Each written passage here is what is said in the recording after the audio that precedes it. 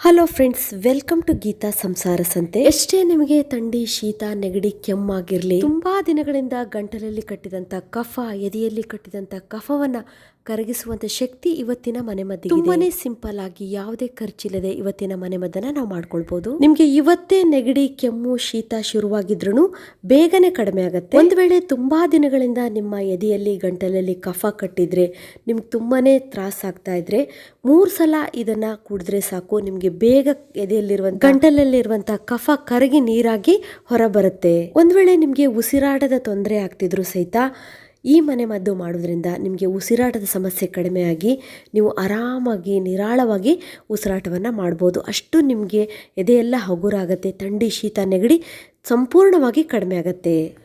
ಇದು ಮಕ್ಕಳಿಗೂ ಒಳ್ಳೆಯದು, ವಯಸ್ಸಾದವ್ರಿಗೂ ತುಂಬಾ ಒಳ್ಳೆಯದು. ಹಾಗಾದರೆ ತಡ ಮಾಡದೆ ಆ ಮನೆಮದ್ದು ಹೇಗೆ ಮಾಡೋದು ಅಂತ ನೋಡೋಣ. ಅದಕ್ಕೂ ಮೊದಲು ಇಂತಹ ಒಳ್ಳೆಯ ವಿಡಿಯೋಗಳಿಗಾಗಿ ನೀವು ವೇಟ್ ಮಾಡ್ತಾ ಇದ್ರೆ ಒಂದು ಲೈಕ್ ಕೊಡೋದಂತೂ ಮರಿಲೇಬೇಡಿ ಫ್ರೆಂಡ್ಸ್. ಜೊತೆಗೆ ಯಾರು ಹೊಸಬ್ರು ನನ್ನ ಚಾನಲ್ನ ನೋಡ್ತಿದ್ರೋ ಅವರು ನನ್ನ ಚಾನಲ್ನ ಸಬ್ಸ್ಕ್ರೈಬ್ ಮಾಡ್ಕೊಳ್ಳಿ. ಮತ್ತು ಪಕ್ಕದಲ್ಲಿ ಒಂದು ಬೆಲ್ ಐಕನ್ ಇದೆ, ಅದನ್ನು ಪ್ರೆಸ್ ಮಾಡಿ ನನ್ನ ಎಲ್ಲ ವಿಡಿಯೋಗಳ ನೋಟಿಫಿಕೇಷನ್ ನಿಮಗೆ ಫಸ್ಟ್ ತಲುಪತ್ತೆ. ಇವಾಗ ನಮಗೆ ಈ ಮನೆಮದ್ದು ಮಾಡಲಿಕ್ಕೆ ಬೇಕಾದಂಥ ಎಲೆ ಅಂತ ಅಂದರೆ ಪೇರಳೆ ಎಲೆ. ಸಾಧಾರಣವಾಗಿ ಇದನ್ನು ಚೀಪೆ ಎಲೆನೋ ಅಂತ ಹೇಳ್ತಾರೆ ಬೆಂಗಳೂರು ಸೈಡಲ್ಲೆಲ್ಲ. ಇದನ್ನು ಇಂಗ್ಲೀಷ್ನಲ್ಲಿ ಗ್ವಾವಾ ಲೀವ್ಸ್ ಅಂತಲೂ ಕರೀತಾರೆ. ಪೇರಳೆ ಹಣ್ಣಂತೂ ತಿನ್ನಲಿಕ್ಕೆ ತುಂಬಾ ರುಚಿಯಾಗಿರುತ್ತೆ. ಅದೇ ರೀತಿ ಪೇರಳೆ ಎಲೆಯಲ್ಲೂ ಕೂಡ ತುಂಬಾ ದಿವ್ಯವಾದಂಥ ಔಷಧಿ ಗುಣ ಇದೆ. ಈ ಪೇರಳೆ ಎಲೆ ಅಂತೂ ನಿಮಗೆ ಆರಾಮಾಗಿ ಎಲ್ಲರ ಮನೇಲೂ ಸಿಗತ್ತೆ.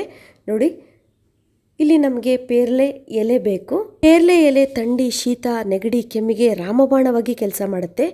ಯಾಕಂದರೆ ಈ ಪೇರಳೆ ಎಲೆಯಲ್ಲಿ ವಿಟಮಿನ್ ಸಿ ಅಂಶ ಇದೆ ಮತ್ತು ಐರನ್ ಕೂಡ ಇದೆ. ಇವಾಗ ನಾನಿಲ್ಲಿ 3 ಎಲೆಗಳನ್ನು ತೊಗೊಂಡಿದ್ದೀನಿ. ನೋಡಿ, ಇದು ಸ್ವಲ್ಪ ನೀಟಾಗಿರಬೇಕು. ಕೆಲವೊಂದು ಸಲ ಹುಳ ಎಲ್ಲ ಇರುತ್ತೆ, ನೀವು ನೋಡಿ ಸೆಲೆಕ್ಷನ್ ಮಾಡ್ಕೋಬೇಕಾಗತ್ತೆ. ಬಲಿತಂಥ 3 ಎಲೆಗಳನ್ನು ತೊಗೊಂಡಿದ್ದೀನಿ. ಒಂದು ವೇಳೆ ಚಿಕ್ಕ ಎಲೆ ಇದ್ದರೆ ಸ್ವಲ್ಪ ಬೇಕಾದರೆ ನೀವು 5 ಎಲೆನ ತೊಗೊಳ್ಬೋದು. ಇದನ್ನು ನಾವು ನೀಟಾಗಿ ತೊಳ್ಕೊಬೇಕು. ಧೂಳಿರುತ್ತೆ, ಕೆಲವೊಮ್ಮೆ ಬಲೆಯೂ ಕಟ್ಟಿರುತ್ತೆ. ಈ ಬಲೆ ಎಲ್ಲ ಗೊತ್ತೇ ಆಗೋದಿಲ್ಲ. ಅವುಗಳನ್ನ ನಾವು ಕ್ಲೀನಾಗಿ ಸ್ವಲ್ಪ ಕೈಯಿಂದ ಪ್ರೆಸ್ ಮಾಡಿ ಉಜ್ಜಿ ತೊಳಿಬೇಕಾಗತ್ತೆ. ಚೆನ್ನಾಗಿ ನಾವು 1-2 ಸಲ ನೀರಿನಿಂದ ಈ ಥರ ಹಿಂಬದಿ ನೋಡಿಬಿಟ್ಟು ನಾವು ಕ್ಲೀನಾಗಿ ತೊಳ್ಕೊಬೇಕಾಗತ್ತೆ. ಪೇರಳೆ ಹಣ್ಣಿಗಿಂತ ಪೇರಳೆ ಹಣ್ಣಿನ ಎಲೆಯಲ್ಲಿ ವಿಟಮಿನ್ ಸಿ ಅಂಶ ತುಂಬಾ ಇದೆ. ತುಂಬ ಜನಕ್ಕೆ ಈ ವಿಷಯ ಗೊತ್ತಿಲ್ಲ, ಪೇರಳೆ ಎಲೆಯಲ್ಲಿ ಇಷ್ಟೊಂದು ವಿಟಮಿನ್ ಸಿ ಅಂಶ ಇದೆ ಅಂತೇಳಿ. ಅದಲ್ಲದೆ ಈ ಪೇರಳೆ ಎಲೆ ತುಂಬ ಹಲವು ರೀತಿಯ ಕಾಯಿಲೆಗಳಿಗೂ ಸಹಿತ ಇದನ್ನು ಔಷಧಿಯಾಗಿ ಬಳಸ್ತಾರೆ. ಈಗಂತೂ ಚಳಿಗಾಲ, ಮಕ್ಕಳಿಂದ ಹಿಡಿದು ಹಿರಿಯವ್ರಿಗೆ ಸಹಿತ ಥಂಡಿ, ಶೀತ ಆಗ್ತಾ ಇರುತ್ತೆ. ಮತ್ತು ಎದೆಯಲ್ಲಿ ಕಫ ಕಟ್ಟೋದೆಲ್ಲ ಆಗ್ತಿರುತ್ತೆ. ಈ ಪೇರಳೆ ಎಲೆಯನ್ನು ನೀವು ಬಳಸಿ ಮನೆಮದ್ದು ಮಾಡಿ ನೋಡಿ, ಎಷ್ಟು ಬೇಗ ಕಡಿಮೆ ಆಗುತ್ತೆ ಅಂತೇಳಿ. ನಿಮ್ಗೊಂದು ವೇಳೆ ತುಂಬ ದಿವಸದಿಂದ ಕಫ ಗಂಟ್ಲಲ್ಲಿ ಹಾಗೆ ಇರುತ್ತೆ, ಎದೆಯಲ್ಲಿ ಕಫ ಕಟ್ಟಿರುತ್ತೆ ಅಂದರೆ ಸ್ವಲ್ಪ ದಿನದ ಮಟ್ಟಿಗೆ ನೀವು ಈ ಪೇರಳೆ ಎಲೆಯ ಟೀಯನ್ನು ಮಾಡ್ಕೊಂಡು ಕುಡಿದು ನೋಡಿ, ನಿಮಗೆ ಸಂಪೂರ್ಣವಾಗಿ ಕಡಿಮೆ ಆಗುತ್ತೆ. ಪದೇ ಪದೇ ಥಂಡಿ, ಶೀತ ಆಗೋದು, ಎದೆಯಲ್ಲಿ ಕಫ ಕಟ್ತಾ ಇರುತ್ತಲ್ಲ, ಅದು ಕೂಡ ಬೇಗ ಕಡಿಮೆ ಆಗುತ್ತೆ. ಇವಾಗ ನಾವು ಪೇರಳೆ ಎಲೆಗಳನ್ನು ಈ ರೀತಿ ದಂಟು ಬಿಡಿಸ್ಬಿಟ್ಟು ನೋಡಿ, ಈ ರೀತಿ ಸಪ್ರೇಟಾಗಿ ಎಲೆಗಳನ್ನು ಮಾತ್ರ ತಗೊಳ್ಳೋಣ, ದಂಟನ್ನು ಸಪ್ರೇಟ್ ಮಾಡೋಣ. ಈ ದಂಟು ಸ್ವಲ್ಪ ಜಾಸ್ತಿ ಒಗರಿರುತ್ತೆ. ಪೇರಳೆ ಎಲೆ ಸ್ವಲ್ಪ ಒಗರಿರುತ್ತೆ, ಅದರ ದಂಟಿನಲ್ಲಿ ಜಾಸ್ತಿ ಒಗರಿರುತ್ತೆ. ಇವಾಗ ನಾವು ಇನ್ನೊಂದು ಸಲ ನೀರಲ್ಲಿ ಬಿಡಿಸಿಟ್ಟ ಎಲೆಗಳನ್ನು ತೊಳ್ಕೊಳ್ಳೋಣ. ಇವಾಗ ನಾವೊಂದು ಸ್ಟೀಲಿನ ಪಾತ್ರೆ ತೊಗೊಳ್ಳೋಣ. ಅದಕ್ಕೆ ನಾನಿಲ್ಲಿ 1 ಗ್ಲಾಸ್ ನೀರನ್ನು ಹಾಕ್ತಾ ಇದ್ದೀನಿ. ನೋಡಿ, ದೊಡ್ಡ ಗ್ಲಾಸಲ್ಲಿ 1 ಗ್ಲಾಸ್ ನೀರು ಬೇಕಾಗುತ್ತೆ. ಅಂದರೆ 200 ml ನೀರನ್ನು ಇದಕ್ಕೆ ಹಾಕೊಳ್ಳೋಣ. ಇದಕ್ಕೆ ನಾವು ಚೆನ್ನಾಗಿ ನೀರಿನಲ್ಲಿ ತೊಳೆದಂಥ ಪೇರಳೆ ಎಲೆಗಳನ್ನು ಹಾಕೊಳ್ಳೋಣ. ಇದನ್ನು ನಾವಿವಾಗ ಕುದಿಸ್ಬೇಕು ಸ್ಟವ್ ಮೇಲಿಟ್ಟು. ನೋಡಿ, ಸ್ಟವನ್ನು ನಾವು ಮೀಡಿಯಮ್ ಫ್ಲೇಮಲ್ಲಿ ಇಟ್ಕೊಳ್ಳೋಣ, ತುಂಬ ಹೈ ಫ್ಲೇಮಲ್ಲಿ ಇಡೋದು ಬೇಡ. ಇವಾಗ ಇದಕ್ಕೆ ಯಾವ್ಯಾವ ಪದಾರ್ಥಗಳನ್ನು ಹಾಕಬೇಕು ಅನ್ನೋದನ್ನು ತೋರಿಸ್ತೀನಿ. ಫಸ್ಟ್ ನಾವು 2 ಏಲಕ್ಕಿನ ಹಾಕೊಳ್ಳೋಣ. ನೆಕ್ಸ್ಟ್ ನಾವಿದಕ್ಕೆ 3 ಕರಿಮೆಣಸಿನ ಕಾಳನ್ನು ಹಾಕೊಳ್ಳೋಣ. ತುಂಬ ಶೀತ, ನೆಗಡಿ, ಕೆಮ್ಮು ಜಾಸ್ತಿ ಇತ್ತು ಅಂದರೆ ಇನ್ನೂ 2 ಕರಿಮೆಣಸಿನ ಕಾಳನ್ನು ಆ್ಯಡ್ ಮಾಡಿ, ಅಂದರೆ 5 ಆದರೂ ಬೇಕಾದ್ರೂ ನೀವು ಹಾಕ್ಕೊಳ್ಬೋದು. ಕರಿಮೆಣಸಿನ ಕಾಳು ಎದೆಯಲ್ಲಿ ಕಟ್ಟಿದಂಥ ಕಫವನ್ನು ಕರಗಿಸುತ್ತೆ, ಶೀತ, ಥಂಡಿ, ನೆಗಡಿಯನ್ನು ಕಡಿಮೆ ಮಾಡುವಂಥ ಗುಣವನ್ನು ಹೊಂದಿದೆ.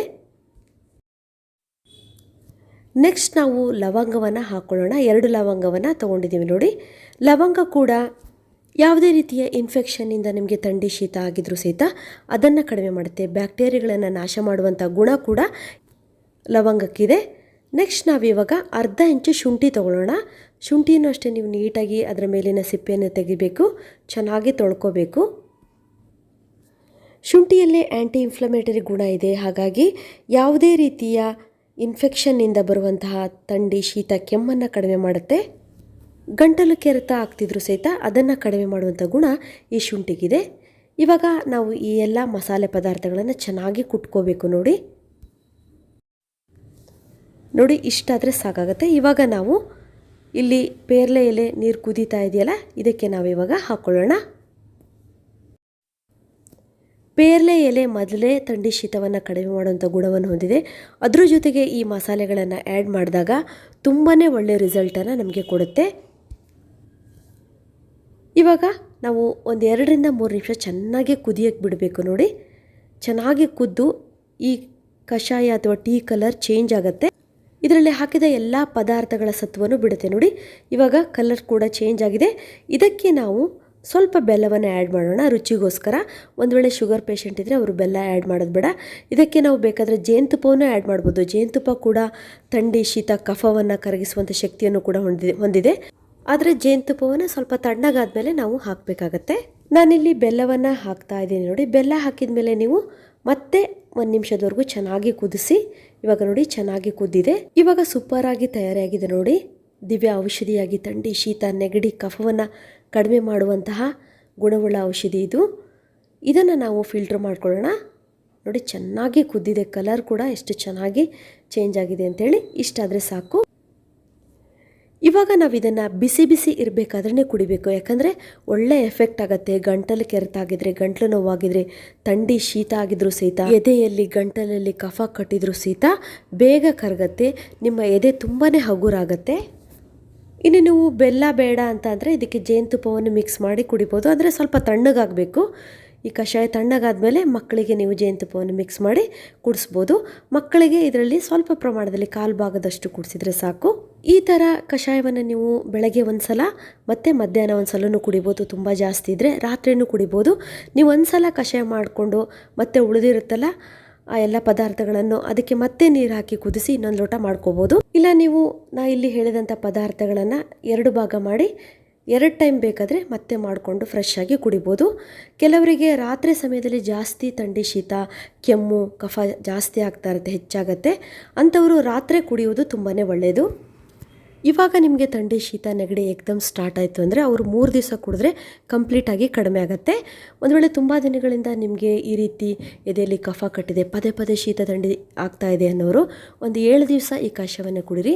ಕಂಪ್ಲೀಟಾಗಿ ನಿಮಗೆ ವಾಸಿ ಆಗುತ್ತೆ ಮತ್ತು ನಿಮ್ಮಲ್ಲಿ ಇಮ್ಯುನಿಟಿ ಬೂಸ್ಟ್ ಆಗುತ್ತೆ. ಇದರಿಂದ ಮತ್ತೆ ಶೀತ, ಥಂಡಿ, ನೆಗಡಿ, ಕಫ ಕಟ್ಟೋದು ಆಗೋದಿಲ್ಲ. ತುಂಬಾ ಒಳ್ಳೆ ರಿಸಲ್ಟನ್ನು ಕೊಡುತ್ತೆ ಫ್ರೆಂಡ್ಸ್ ಈ ಹೋಮ್ ರೆಮಿಡಿ. ಇದುವರೆಗೂ ನಾನು ವಿಡಿಯೋ ನೋಡೋದಕ್ಕೆ ನಿಮಗೆಲ್ಲರಿಗೂ ಧನ್ಯವಾದಗಳು.